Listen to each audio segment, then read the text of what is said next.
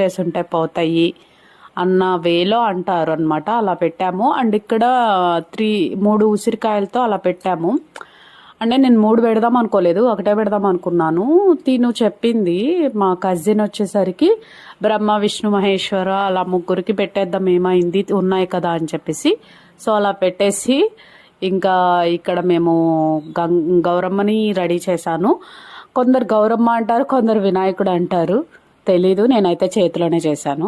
So ఇలా అంతా ready చేసేసుకొని అన్నిటికీ తమలపాకులు ఇవన్నీ పెట్టేసి తాంబూలం పెట్టేసి దీపారాజన చేస్తున్నాం అన్నమాట. ప్రమిదలు కొత్తవి అన్నా తీసుకెళ్ళచ్చు, లేకపోతే అక్కడ అన్నా యూజ్ చేయొచ్చు అంట. మాకైతే ఇక్కడ కొత్తవి అసలు దొరకలేదేంటో, ఇంట్లోయే తీసుకెళ్ళాను నేను దీపావళి రోజు యూజ్ చేసినవి. సో అవి పెట్టచ్చో పెట్టకూడదో అన్నారు, అందుకని అక్కడ ఉన్న ప్రమిదలే తీసుకొని క్లీన్ చేసుకొని అవే వాడుకున్నాం అనమాట.